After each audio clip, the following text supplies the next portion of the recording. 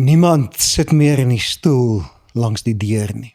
Daai stokhou stoel met die geskuurde armlenings is vandag leeg.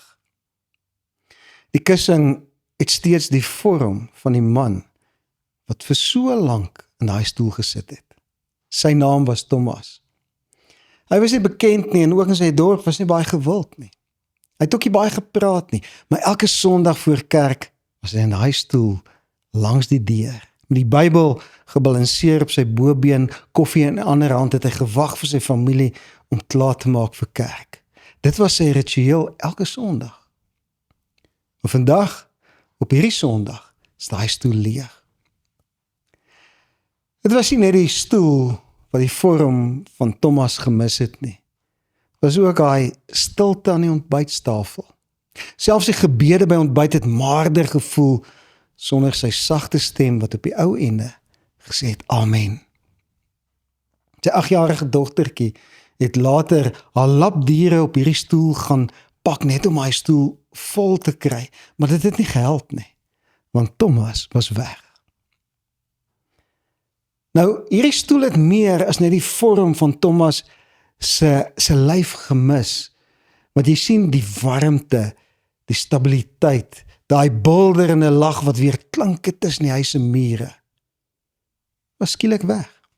En soos hy daar aanstap, het die familie geleer, jy ken iemand eers wanneer die stoel langs die deur leeg is. Vandag wil ek sê, die kruis is leeg. En vandag gaan ons iets leer van die godheid wat jy eers leer as die stoel / die kruis leeg is. Hoor wat sê Johannes 14 vers 26. Maar die Trooster, die Heilige Gees, wat die Vader in my naam sal stuur, hy sal julle alles leer en sal julle herinner aan alles wat ek gesê het. Hy sê maar die Trooster. Hy woord Trooster beteken raadgewer, helper, voorbidder, advokaat, versterker. Wat die Vader in my naam, en hy woordjie naam beteken, hy sal namens my optree. As ek skuld maak in iemand se naam, dan tree ek op namens daai persoon. So, ons fokus op Jesus wat ons kom vrymaak het, en dis waar en dis reg. Maar daar is iemand wat gekom het in sy naam. Hy sê, ek sal julle alles leer en sal julle herinner. En hy woordjie herinner beteken nie oorspronklik, ek sal dit vir julle weer 'n realiteit maak. Voel jy dalk vandag, jou geloof is nie so lekker meer 'n realiteit soos wat dit in die begin was nie? Was jy al geïgnoreer? Voel jy ook soms irrelevant in jou situasies? Ek en jy is so bewus aan dit waarna ons kan raak en kan vat, dat dit vir ons moeilik is om uit te reik na geesteswêreld wat ons nie lekker kan sien nie.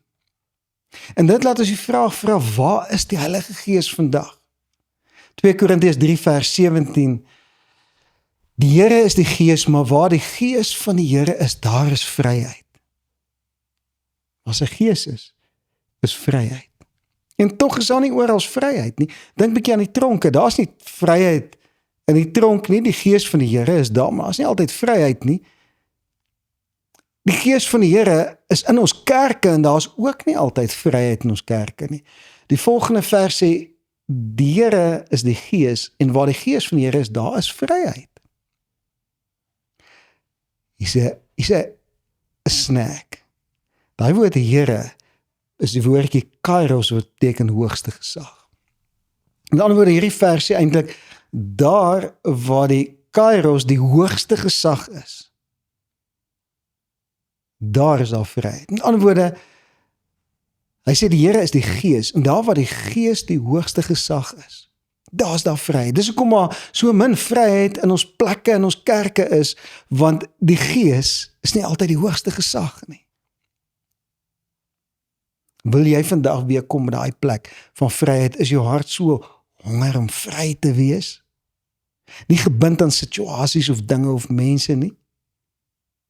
Wie is jou hoogste gesag? En jy sien vir baie mense, is die Heilige Gees slegs 'n simbool of 'n invloed. Ons kan eintlik in elke sê, in hulle begrip is die stoel langs die deur leeg. Jesus is weg, hy is hemel toe. stoel is leeg, die kruis is leeg, en nou voel hulle het 'n leë godsdiens, want hulle verstaan nie, waar is die Heilige Gees nie. Die Heilige Gees manifesteer sy teenwoordigheid slegs waar hy geëer word. George, hoe eer ons? Eer beteken om raak te sien, om te erken. Ons eer mense wanneer ons erkenning aan hulle gee. En tog is die Heilige Gees daai een van die drie eenheid wat so min erkenning in ons konteks in kerke kry. So, wie is hierdie Heilige Gees dan? George, maak my die mekaar, ek verstaan die drie eenheid nie lekker nie. Ek gaan dit nou vir jou verduidelik. Handelinge 10 vers 37 sê, julle weet wat dwars deur Judea gebeur het. Dit het begin in Galilea, na die doop wat Johannes verkondig het. Met ander woorde, na Johannes die doop begin verkondig het, het iets gebeur. Vers 38, hoe God Jesus van Nasaret met die Heilige Gees en met krag gesalf het. Julle sal onthou, toe Jesus wat gedoop was, het daar 'n paar goed gebeur. Johannes het hom gedoop, en toe hy opkom uit die water uit, toe kom daar 'n stem uit die hemel uit, dit was God die Vader, wat sê, dit is my seun in wie ek welbehaag het. Jesus het gestaan in die water, en toe kom die Heilige Gees soos 'n duif, en hy kom sit op Jesus. Die hele drie eenheid was met daai geleentheid van die doop daar, die Vader het gepraat, die Seun het gestaan in die water, en die Heilige Gees het kom sit op hom. Wie word eerste genoem in die Bybel? Kom ons gaan na Genesis 1 vers 1, deur in die Ou Testament. In die begin het God die hemel en die aarde geskape. Daai woordjie God is die woord Elohim, en hy is in die meervoud geskryf. Hy sê dan eintlik, in die begin het Gode die hemel en die aarde geskape. Met ander woorde, dis nie gode soos in afgode nie, dis gode soos meervoud, soos die drie eenheid, die Vader, die Seun en die Heilige Gees. So hy sê in die begin, die Vader, die Seun en die Heilige Gees die aarde geskep.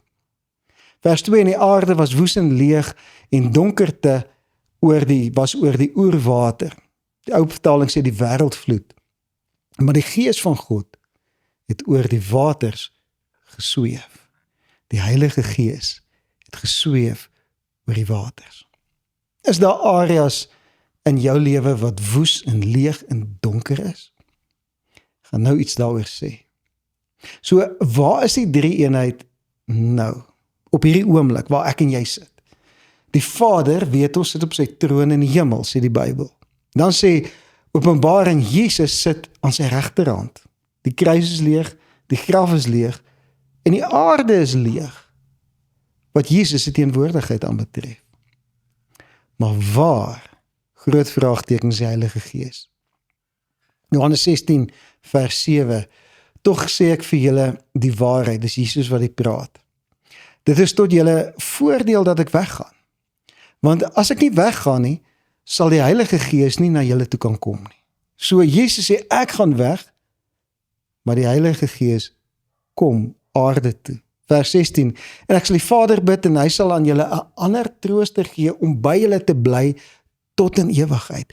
Tot in ewigheid is daar iemand anders by ons. En dit is die Heilige Gees. So baie keer fokus ons op Jesus en op die Vader, en ons skeep eintlik die een wat by ons is, soms af. Ons eer hom nie, want ons gee nie herkenning aan hom nie. So, hoe werk, wat is die funksie van hierdie drie eenheid? Nou, ek gaan dit, so 'n moeilike topic, maar ek gaan dit so verduidelik. Die Vader initieer. Hy is die een wat gesê het, laat ons, in Genesis 'n klomp kere. Die Seun administreer, hy gee gesag. Die Bybel sê hier op aarde, die Bybel sê, daar's geen naam bo sy naam nie. Daar's gesag gesetel in sy naam. Hy sê ook in my naam sal ek julle gesag gee oor siektes en oor duiwels en oor omstandighede.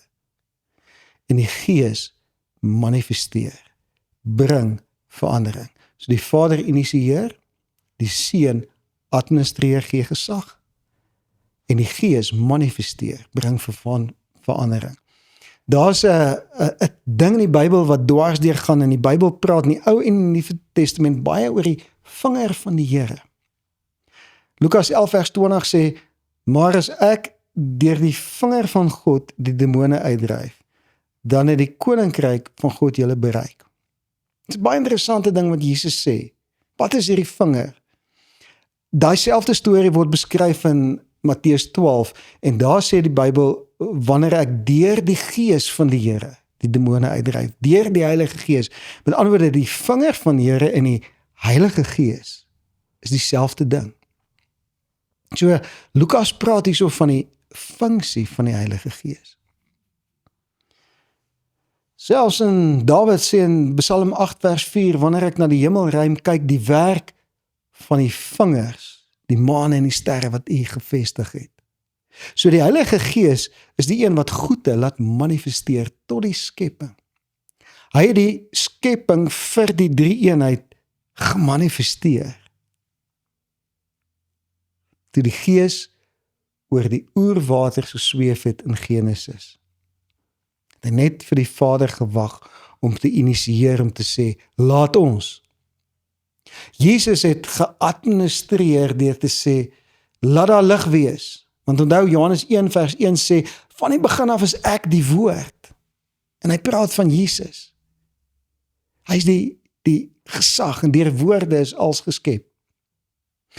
Het jy gelees dat Jesus het nie een enkele wonderwerk gedoen voor sy doop waar hy die Heilige Gees ontvang het nie. Dus selfs Jesus kon die gesag hê, maar die wonderwerke het gemanifesteer deur die Heilige Gees. So, kom ons kyk bietjie na die rolle van Jesus en van die Heilige Gees in ons lewe. Ons weet dat Jesus het ons vrygekoop van ons sondes en in sy naam het ons gesag op aarde. Maar ons hak baie keer by ons redding vas. Ons vergeet daar's 'n groei na die redding. Ons vergeet Jesus hang nie meer in die kruis nie, is nie meer in die graf nie, hy's ook nie meer op aarde nie, hy het opgevaar hemel toe. So dit is baie belangrik, dat ek en jy begin die rol van die Heilige Gees verstaan in ons lewe, as ons geestelike krag wil hê. Baie mense het geestelike gesag, maar nie het geestelike krag nie, want hulle verstaan nie hierdie ding nie. Handelinge 5 vers 31 sê, hom, dus Jesus, het God as leidsman en verlosser tot aan sy regterhand verhoog. Dis waar hy nou sit. Om aan Israel bekering en vergewing van sondes te skenk. Dis wat Jesus vir jou en vir my gedoen het. Vers 32. Ons is die getuies van hierdie gebeure en ook die Heilige Gees wat God gegee het aan hulle wat aan hom gehoorsaam is. So die Here sê, daar's 'n realiteit, daar's 'n persoon, nie net 'n krag of 'n invloed nie, maar 'n deel van die drie eenheid wat nou in hierdie oomblik in en by jou is.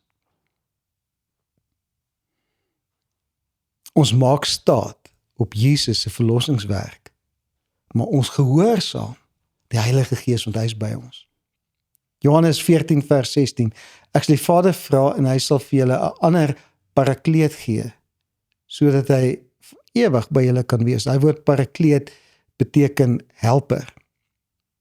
Die woord parakletos, para beteken baie naby en kleio beteken roep, of roeping, of bestemming en aksie. Met ander woorde, hierdie parakletos moet baie naby aan ons wees en hy bevestig ons roeping en ons bestemming en ons rol hier op aarde. So sonder die Heilige Gees kan ek en jy niks doen nie. Mits hy baie naby is. Hoe kry ek hom baie naby? Ek gee erkenning aan wie hy is.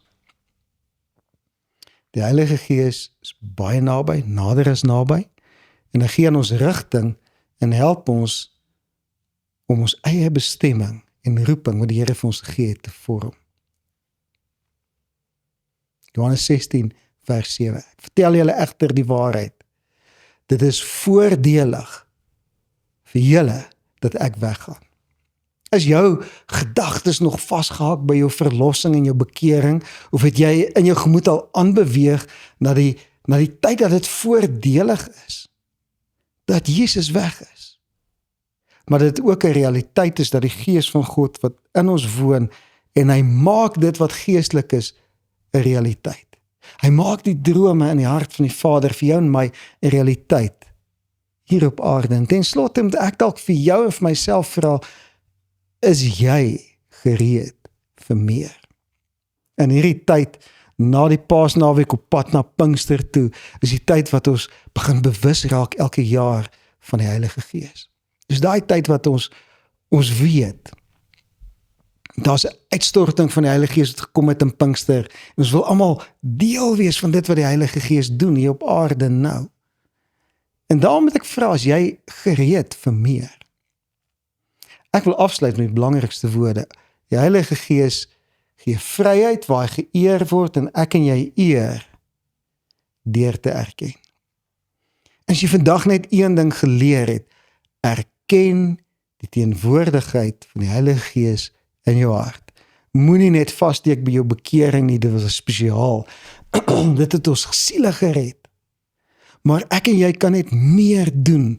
Ons kan net die gesag van die Here op aarde kristalliseer as ons gedoop is met die Heilige Gees en as ons beweeg deur dit wat die Heilige Gees vir ons sê om te doen. Ek gaan in die tye wat kom bietjie meer praat daaroor oor hoe werk die doping met die Heilige Gees. Bly by ons in hierdie tyd.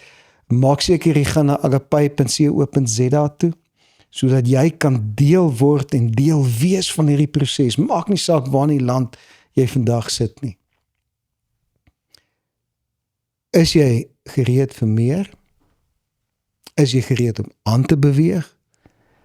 Is jy al by die plek waar jy eer en erkenning gee aan daai een van die 3 eenheid wat vandag nou in hierdie oomblik op die aarde in en om en deur ons is en werk.